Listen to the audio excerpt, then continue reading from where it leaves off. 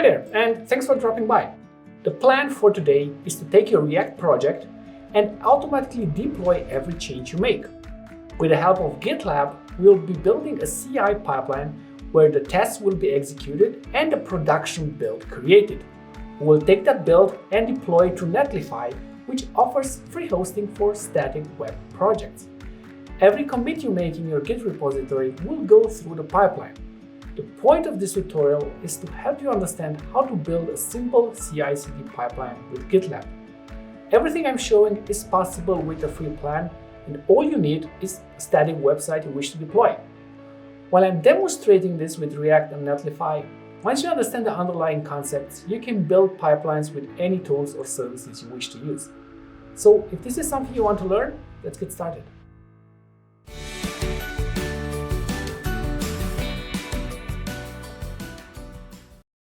All right, so it's time to get started.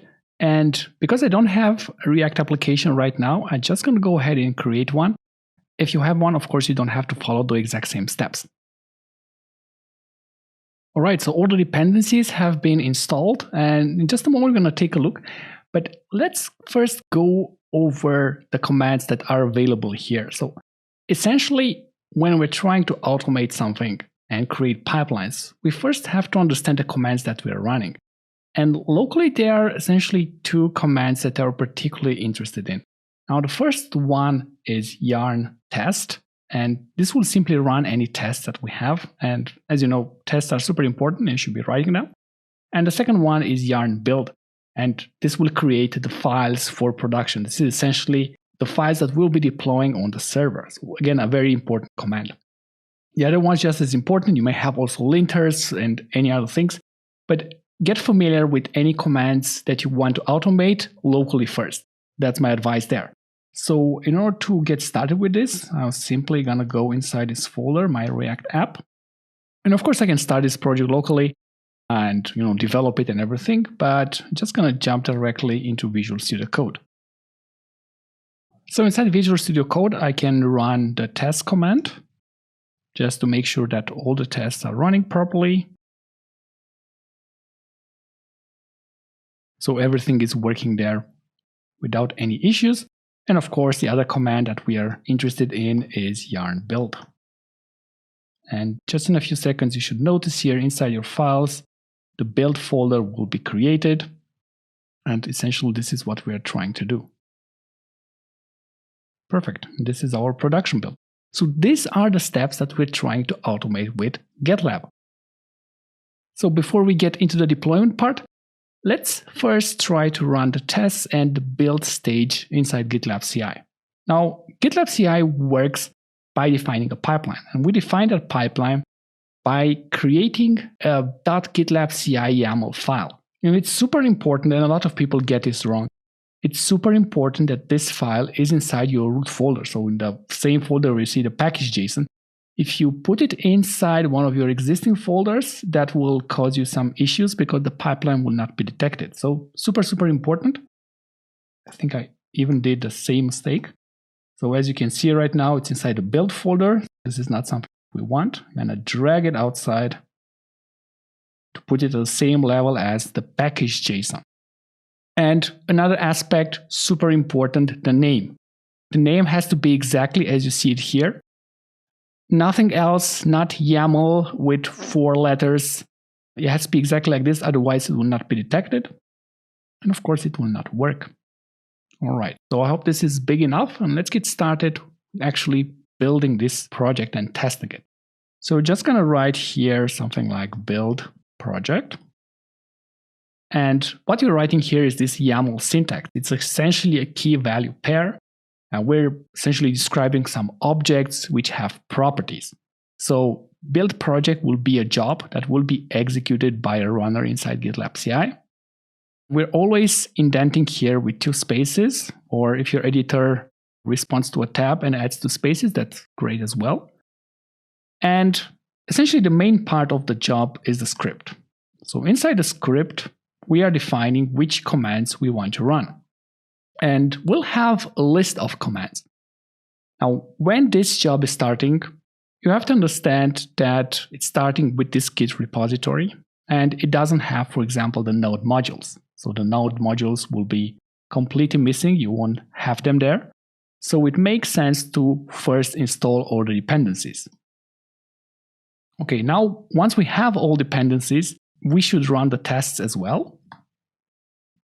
And of course, if all the tests are successful, it makes sense to create a build. Super, super simple. The way the pipeline works is most of the time it will be based on Docker images. So we won't have an environment where everything is already installed.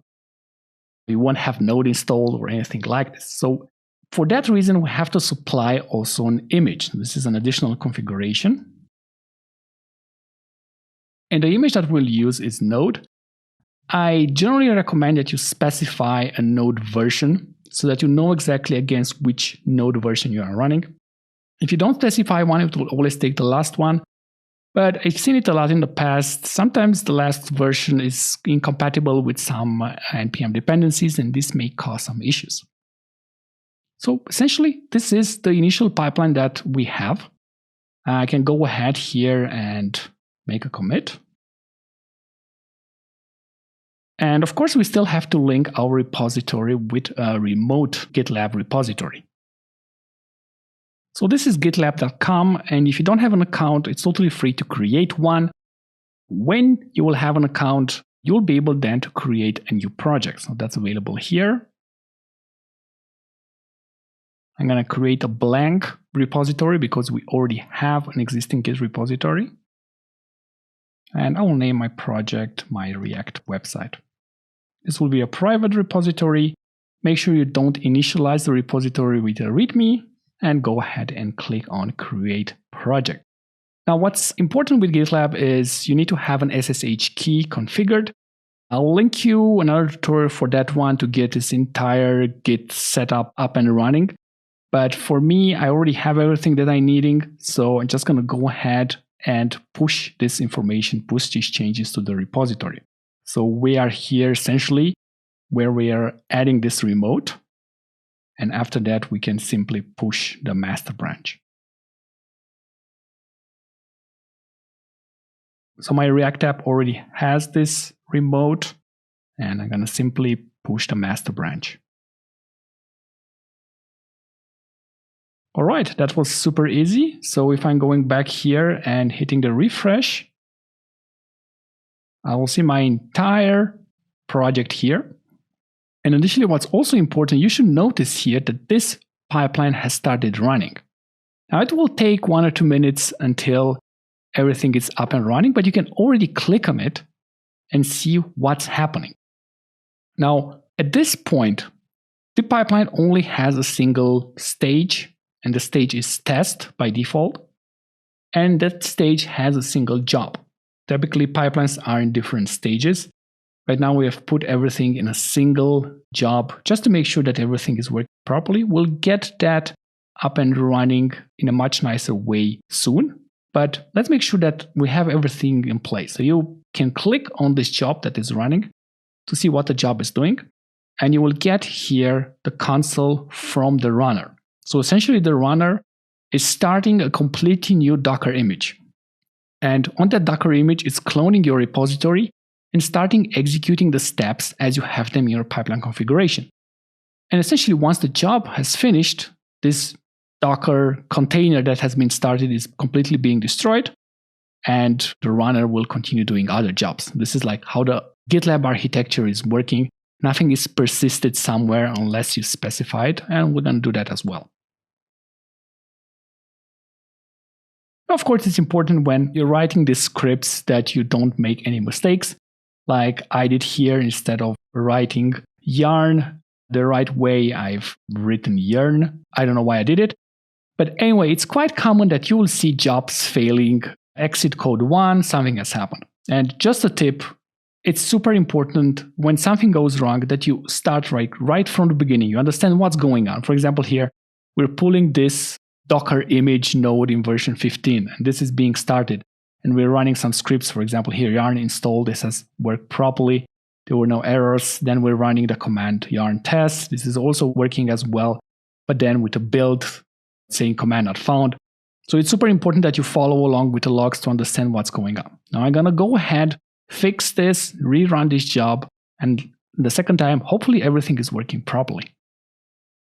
So I pushed a new version fixing this error, and right now this page will not change. So we have to go back to the project here. This will show the repository. You will see another pipeline has been started. So I click on it again to see what's going on. And I can click on the job itself. It will see it's taking the same steps. If you want to see previous pipelines, from the menu on the left-hand side, under CI/CD, you will find here pipelines. And this will show you all the previous pipelines. So you will see the first pipeline has failed, and the second one is still in progress. It's also showing you which commit has triggered this pipeline. What's important to understand is that you never have to do anything to start the pipeline. Every time you push a change to the remote, that pipeline will be automatically triggered. As you've seen, we didn't have to configure anything. A lot of people are a bit frustrating when their pipeline is not starting. And I added some tips in the video description, like common errors that occur when writing pipelines. Some people think they need to enable auto DevOps, and this is definitely not the case. This has nothing to do with auto DevOps. Just leave the pipeline as it is. Probably the error is somewhere else. So let's take a look and see what this job is doing right now. Still installing some dependencies, and now the build task has been executed as well. And these files have been generated here.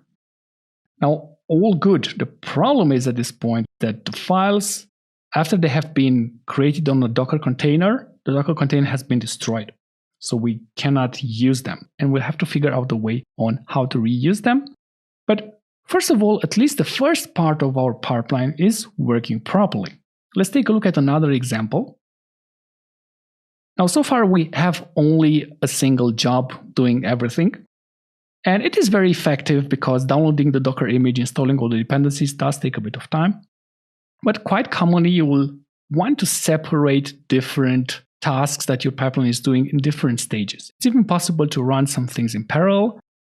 But let's say, for example, we want to have this building of the project in one job. And let's say we want to have another, let's say, test project. This will be another job that we want to execute. And let's add here script.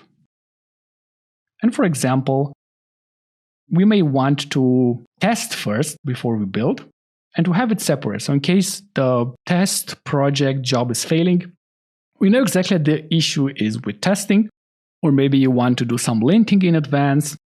You first do linting, then you do testing, and then you build a project. So there can be different ways on how you can organize your pipeline. It's totally up to you. I just wanted to show you like what's available there.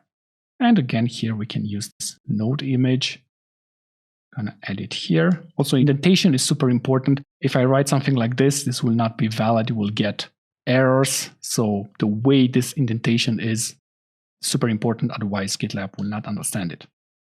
Okay, so now we have these two jobs. And what's happening at this point, if we leave the pipeline as it is, it will run these jobs in parallel because by default, they will be assigned to a stage which is called test. Now, there's still a way in how we can specify this in a different way. So we can say here, for example, stages. We can define which stages our pipeline should have. So I imagine, for example, a stage called test, and I imagine a stage called build. And we can also associate our jobs with a specific stage. You can say here stage test, and the build job will be part of the stage build. And when we commit this and push it to GitLab, our pipeline will look a bit different. So now back to GitLab. Again, we have pushed these changes. The pipeline has started running. And now you will see here that we have two separate stages containing two jobs. So again, test here, this is the stage, and the stage can contain multiple jobs. You can run them in parallel. But after the test stage is done, then the build stage will start. So you'll see here, the build stage is waiting until the test stage is over, and only then will the building start. But this is essentially how these pipelines are supposed to work. You're totally responsible for organizing them in a meaningful way, or sometimes if you are using an output from a specific job in another job, like it will be using very soon, then you of course have to wait for that job to complete. While we let this run, let's think about deployment for a second. And what I'm proposing for this tutorial is to use the Netlify platform. And this is essentially a very good platform if you're deploying a static website like we are. And just to get started, it's totally free. And to be honest, you don't even need GitLab CI in order to use Netlify. You can just connect your existing Git repository from GitLab or GitHub to Netlify, and they will automatically build this for you. But we're trying to learn GitLab pipeline, so this is why I kind of like going a different way. But this is why we're using Netlify. It's very easy to deploy, and we're learning all these CLI tools that are super important for CI/CD pipeline. So here's the idea. I already have an account, and everything is organized in sites. Now I don't have any sites, and you can create a new site from Git. This is like the standard way on how to do it. Now we'll go ahead and create a website in a manual way. So I'm here inside Finder, where my project is, and I can see here the build folder. Now I'm gonna simply take this build folder, drag it, and simply paste it here in this area. And this will get uploaded and automatically deployed. This is again a manual step that I did. So I built this folder, this production folder locally, and I upload it locally, but these are exactly the steps that we're trying to automate. So if I click here on this URL, I will see my React app. So let's try and do the same this time by using the pipeline. So back in Visual Studio Code, let's go ahead and create an additional stage. We can call this stage deploy. And of course, the stage deploy can only happen after the build stage. And we don't want to deploy something that's not tested. And of course, if you haven't built it yet, then it's hard to deploy it. So that's the reason for it. I'm going to name the job here Netlify. Assign the stage deploy. I'm going to still use node as an image. And let's see what we need. Now, Netlify offers a CLI, and essentially a CLI is a program that we can use from pipelines and to automate different actions. Essentially things that you can do through a website. With a CLI, you can do them from scripts. This is the essence of automating things. Now, of course, this CLI tool from Netlify is not available inside this Docker image that we're using. Node doesn't include it, so we're going to use npm to install this. I'm going to use it as a global dependency. The name is Netlify CLI. You'll find more details about this, including the documentation, in the video description. And of course, after we install this, we can use the tool, which is called Netlify. And we can deploy. And what can we deploy? We'll have to specify the folder that we want to deploy. This will be using the parameter dir. I think it's equal build. And -- prod will create a production build. Now, of course, we cannot simply run this command and expect that Netlify will know who we are. There are two additional things we need to configure inside GitLab CI. So in GitLab CI, if you have the permissions, you can go to Settings, CI/CD, and you should find a block here called Variables. So make sure you're not inside here, inside CI/CD, but in Settings CI/CD, otherwise you will not find the setting. And this is where you can define variables. Now, most of the time, we use these variables to store some configurations, especially to store passwords or secret keys. And we'll need a password in order to connect to Netlify when using this deploy command. So I'm going to go ahead here and click on Add Variable. So the first variable that we'll add is called Netlify_auth_token. And the value for this is something that we need to get from Netlify.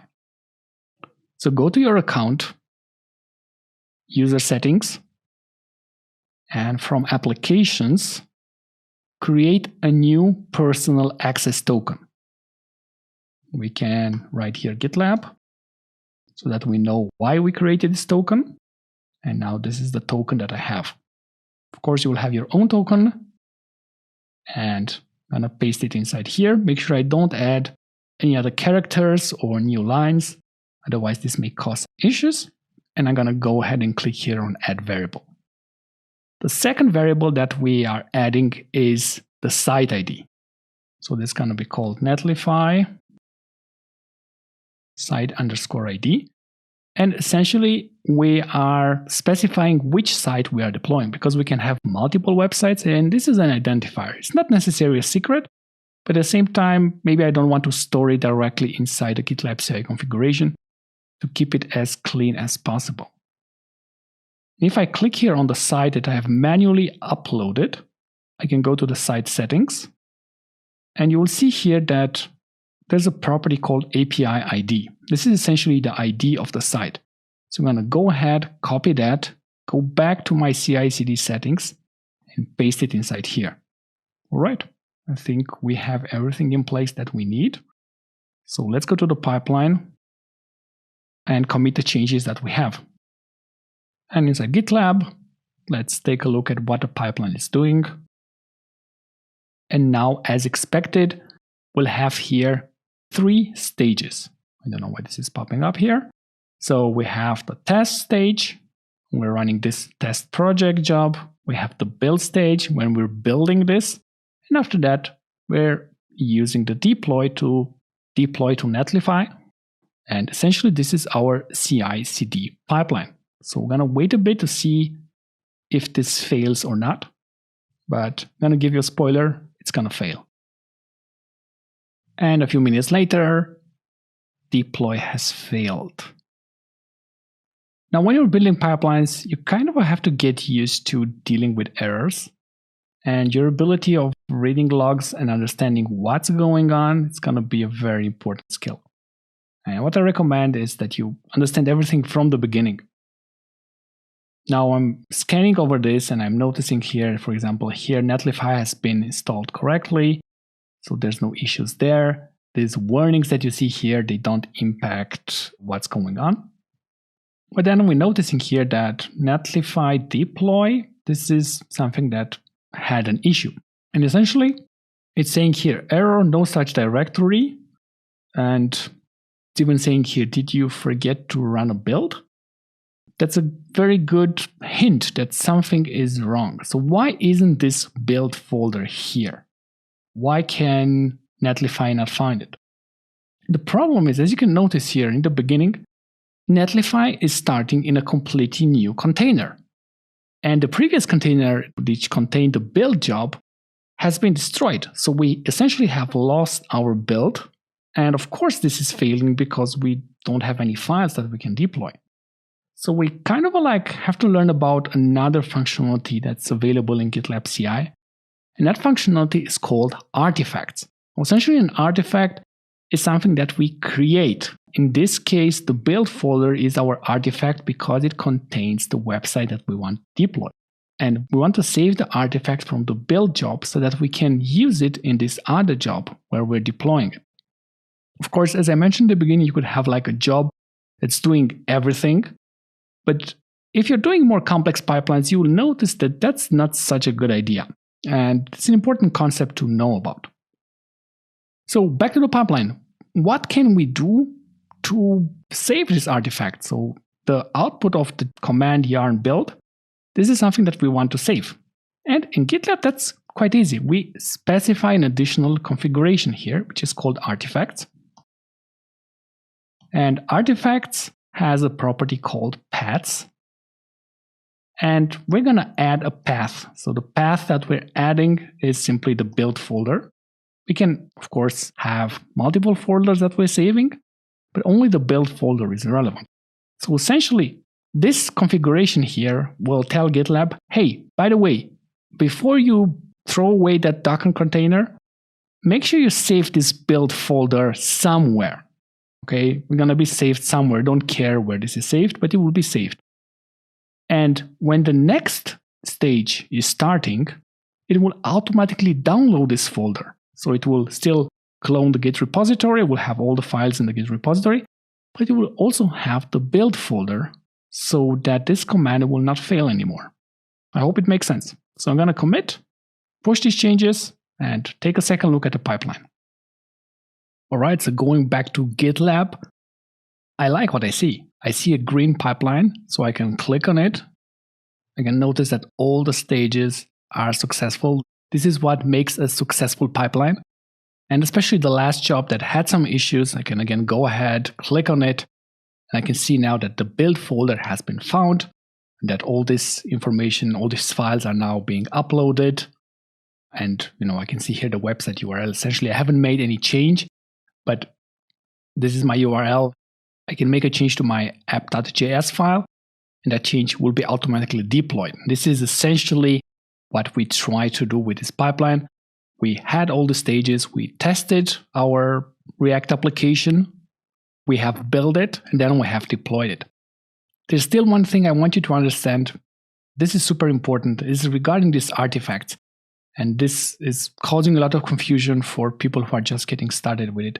So just to recap, we have configured the build folder as an artifact. And this is inside the build project job. So if I'm going inside this job, I will notice here something like that's saying uploading artifacts for a successful job. So if the job is successful, the artifacts will be uploaded. It will say here build found 24 matching files and directories. And here on the right hand side, you will see here the job artifacts. And you can actually browse to them. You can download them. So if you see them here, this is a good indication that these artifacts have been properly created. It allows you to inspect what's going on. The previous job, there were no artifacts. We couldn't deploy anything. This is why it didn't work. With this additional configuration that we have made, now this Netlify job right in the beginning, it will say here somewhere downloading artifacts. And this is why this build folder is magically available in this. I encourage you to go to Git, make a change, let the pipeline run, and you will see your change appearing on your React application. In this tutorial, we have covered the basics around GitLab CI, but there's so much more to learn. If you're interested in a complete GitLab CI course for beginners, I have added a link to the video description. In that course, we will be building much more advanced pipelines and try to understand the ins and outs of GitLab CI. Well, this is not for everyone. It is worth taking a look if you use GitLab CI in your project. Hope this video was helpful and give it a thumbs up, consider subscribing, and hope to see you next time. Bye bye.